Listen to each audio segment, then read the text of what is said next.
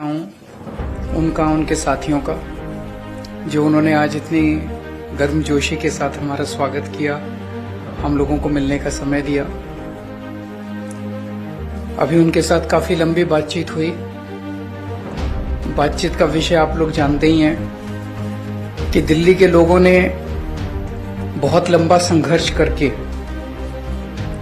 दिल्ली के लोग वोट डालते हैं, वोट डाल के एक सरकार चुनते हैं और उम्मीद करते हैं कि वो सरकार उनके सपनों को, उनकी जरूरतों को पूरा करेगी। और यही हमारा संविधान कहता है, यही भारतीय जनतंत्र है। लेकिन 2015 में जब हमारी सरकार बनी थी दिल्ली में, तो फरवरी में हमारी सरकार बनी और मई के महीने में मात्र 3 महीने बाद मोदी सरकार ने एक नोटिफिकेशन जारी करके हमारी सारी शक्तियां छीन ली। ब्यूरोक्रेट्स के ऊपर जो कंट्रोल होता है एक चुनी हुई सरकार का, अफसरशाही के ऊपर, ऑफिसर्स की ट्रांसफर पोस्टिंग, कोई ऑफिसर काम ना करे तो उसकी डिसिप्लिनरी प्रोसीडिंग्स, गलत काम करे, भ्रष्टाचार करे, उसके खिलाफ एक्शन, नई पोस्ट क्रिएट करना, रेगुलराइजेशन करना, ये सारी जितनी भी शक्तियां थी वो सारी शक्तियां उन्होंने एक नोटिफिकेशन जारी करके छीन ली दिल्ली सरकार से, आम आदमी पार्टी की सरकार से। उसके बावजूद हमने काफी काम किया और इतना काम किया कि अगली बार फिर हम भारी बहुमत से जीते। 70 में से 62 सीट आई हम लोगों की।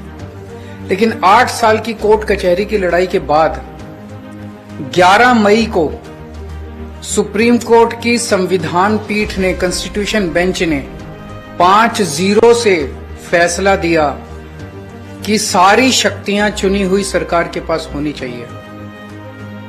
अगर चुनी हुई सरकार के पास अफसरशाही पे कंट्रोल करने की शक्तियां नहीं होंगी तो वो सरकार काम नहीं कर सकती, चुनी हुई सरकार काम नहीं कर सकती, और ये संविधान के खिलाफ है। बहुत क्लियर ऑर्डर था, स्ट्रांग ऑर्डर था। हमें अपना अधिकार, दिल्ली के लोगों को अपना अधिकार पाने में 8 साल लग गए, लेकिन मोदी जी को 8 दिन लगे। 11 मई को सुप्रीम कोर्ट का ऑर्डर आया और 19 मई को प्रधानमंत्री जी ने अध्यादेश पारित करके सुप्रीम कोर्ट के ऑर्डर को कैंसिल कर दिया, पलट दिया।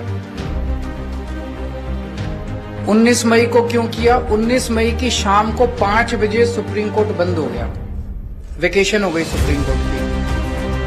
5 बजे वेकेशन हुई, रात को 10 बजे रात के अंधेरे में मोदी सरकार ने अध्यादेश जारी करके सुप्रीम कोर्ट का ऑर्डर कैंसिल कर दिया। यही दिखाता है कि उनके दिल में काला था। अगर वो 2 दिन पहले सुप्रीम कोर्ट का वो अध्यादेश जारी करते, हम सुप्रीम कोर्ट से जाके स्टे ले आते हैं। लेकिन अब सुप्रीम कोर्ट बंद है, तो अभी हमें महीना भर रुकना पड़ेगा। जब सुप्रीम कोर्ट खुलेगा हम सुप्रीम कोर्ट भी जाएंगे। लेकिन ये अध्यादेश जब संसद के अंदर आएगा, तो संसद में, लोकसभा में तो बीजेपी की मेजोरिटी है, लेकिन राज्यसभा के अंदर बीजेपी की मेजोरिटी नहीं है। 238 में से 93 केवल बीजेपी के हैं। तो अगर सारी नॉन बीजेपी पार्टियां मिल जाएं तो इस अध्यादेश को हटाया जा सकता है, इसे गिराया जा सकता है। और अगर ये अध्यादेश गिर गया तो आप ये मान के चलिए कि 2024 का सेमीफाइनल राज्यसभा के अंदर अगर इनका अध्यादेश बिल नहीं बन पाता और हार जाता है, पूरे देश में बहुत स्ट्रांग मैसेज जाएगा कि मोदी सरकार दोबारा नहीं आ रही है। मेरी अभी इसमें काफी विस्तार से चर्चा हुई माननीय अखिलेश जी से, और मैं तहे दिल से उनका शुक्रिया अदा करता हूं। दिल्ली के लोगों की तरफ से, दिल्ली के 2 करोड़ लोगों की तरफ से अखिलेश जी का और उनकी समाजवादी पार्टी का मैं शुक्रिया अदा करता हूं कि उन्होंने दिल्ली के मुख्यमंत्री अरविंद केजरीवाल जी, पंजाब के मुख्यमंत्री मान साहब, मैं सबसे पहले उनका स्वागत करता हूं और उनका धन्यवाद और आभार भी प्रकट करता हूं। मैं उनको भरोसा दिलाता हूं कि दिल्ली का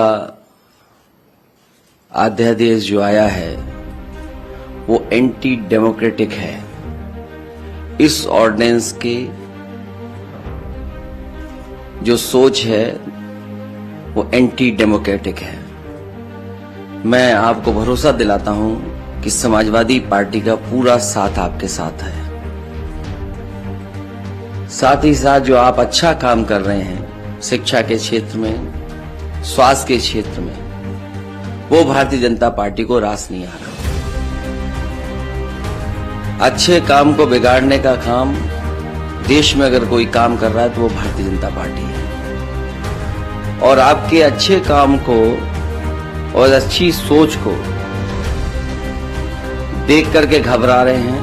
उन्हें लग रहा है कि दिल्ली की जनता कहीं साथ बढ़ते सन्नाटा न कर दे बीजेपी को, इसलिए आपके खिलाफ ये ऑर्डिनेंस आया है। मैं आपका सहयोग करूंगा, साथ दूंगा। हमारे जितने भी सदस्य हैं वो आपके साथ हैं। बहुत धन्यवाद आपका।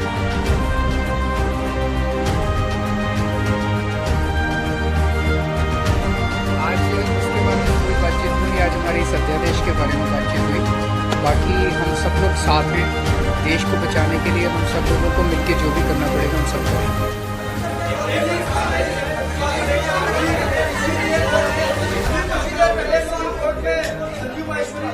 अभी आप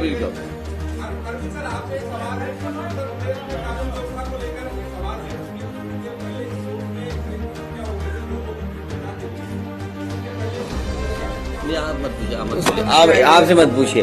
देखिए, आप भी वही पूछ रहे हैं, आप भी वही पूछ रहे हैं। अगर समाजवादी पार्टी कुछ कह देगी तो कहेंगे कि समाजवादियों ने मरवा दिया।